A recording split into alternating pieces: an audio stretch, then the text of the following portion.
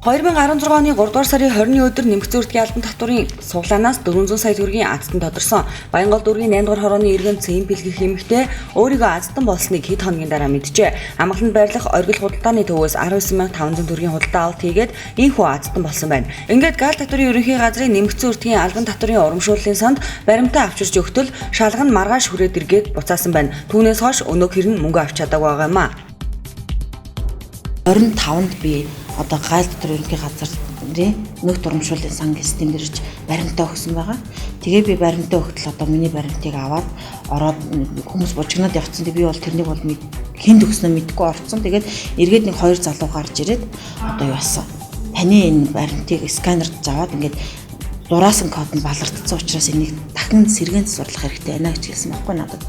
Тэгээ би үүдэн дээр ихчтэйгээ зогсоогоо хүлээгээд байжсэн. 20-30 минутын дараа гарч та одоо явж явах уу ингээд нэлээд ажиллагаа ихтэй байна. Явж байгаа ирээ гэсэн.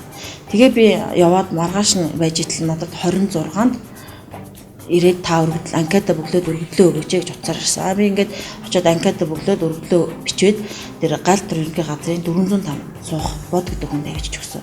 Тэгээд тэр хүн болохоор надад за ингээд аль биесээр таны юм хүлээж авлаа. Та одоо ингээд ажлын 7 хоног танд буцааж хариу өгнө л гэж хэлсэн надад. Тэгээд би гэртээ очиод байжсэн. Энэ ерөөсөө асуудал юм болсон. Тэгээд гэртээ очиод байж итэл би очиод ах トゥ нартай хэлсэн. Би ингээд азтан болцсон байна.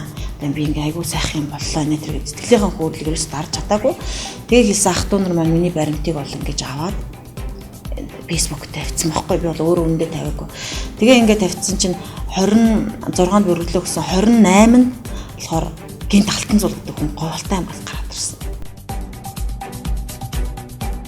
Азтны баримтын кодыг сэргээн засварлан лабораторийн шинжилгээнд оруулна хэмээн авч үлчгээд хэсэг хугацааны дараа хуурамч баримт байна шалгуул нь хуулийн байгууллагад хандан гих зэргээр хандсанд тэрээр гомдолтой байгаа юм а. Худалдаа авсан барааныхаа баримтын кодыг цахим санд бүртгүүлээд тэр нь бүртгэгдсэний үндсэн дээр суглааны тохирол явагддаг. Гэтэл цаасан дээрх баримтыг шаардлага хангахгүй гэж байгаа нь хардлага төрүүлж байгаа юм. Мөн нэмэгдсэн үртгийн албан татварын баримтыг манай улсад шинжилдэг лаборатори байдаг хэсэг нь мөн л эргэлзээтэй. Ийхүү 400 сая төгрөгийн жинхэнэ азтан хэм болох баримт хуурамч эсхийг эзлэн тогтоогоо хэрнээ цэм бэлгэх эмэгтэй юм баримт хүчингүй Говьалтай аймгийн харьяат Алтан зул 400 сая төгрөг хоцсон хэмээн гал татварын ерөнхий газрын нэмэгдсэн үртгийн албан татварын урамшууллын сангаас мэдээлэл хийсэн. Гэсэн ч өнөөх хэрн энэ хоёр эмэгтэй хинэнч мөнгө аваагүй бөгөөд цэм бэлгийн хувьд азтан биш хуурамч баримт үйлдсэн гэмт хэрэгтэн болох дээрээ тулаад байна.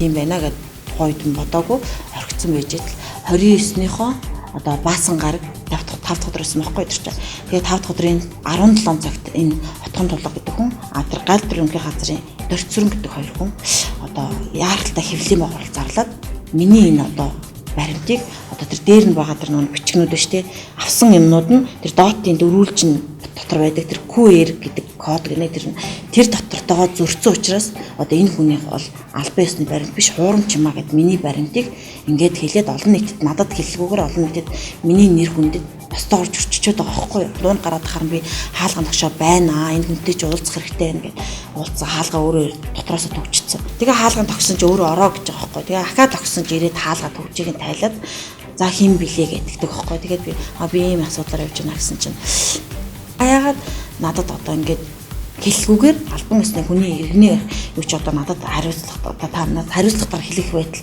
надад хэллгүүгээр та одоо ингээд юу халаа миний нэр сүрийг одоо ингээд ерөөсөө олон нийтэд зарлчлаа. Би одоо хуурамч мэдээлэл цуглуулсан хүн болж таарад хуурчлаа. Би одоо тэгж ойлгож ирлээ тань дээр яагаад ингэсэн бэ гэсэн чинь бид нар бол таны мэдээллийг шалгаж байгаа л гэж хэлсэн бол биш. Хуурамч нэтэр гэж хэлээгүй гэд албан ёсоор хэлсэн мэдээлэл нь байгаад байгаа. Тэгэл ингээд эдгээр одоо үүсгээд таны баримт одоо хуурамч юм байна. Тэ? Таны одоо өөрөө бол одоо хуурамч хийсэн хүн байна.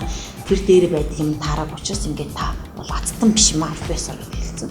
Би энэ гомдолтой байна. Тэгээд одоо яг үнэн зөв явдаг юм уу явдгүйг нь одоо би бас мэдэхгүй байна. Ийхүү хүн бүр тохоогоод байдаггүй азан гисэн эмэгтэй төрийн байгууллагын ажилчдын бүдүүлэг хүн сурталтай ойлгомжгүй ажлын улмаас баярлуулан гомдоно гэдгийн үлгэрээр амьдарч байна. Тэрээр өөр тохиолдоод байгаа асуудлыг төрийн ордонд болсон хилцүүлгийн үеэр улсын хурлын гишүүдэд уламжилсан бөгөөд улсын хурлын гишүүн Нямдарч энэ асуудалд анхаарахаа мэдгдсэн юм а.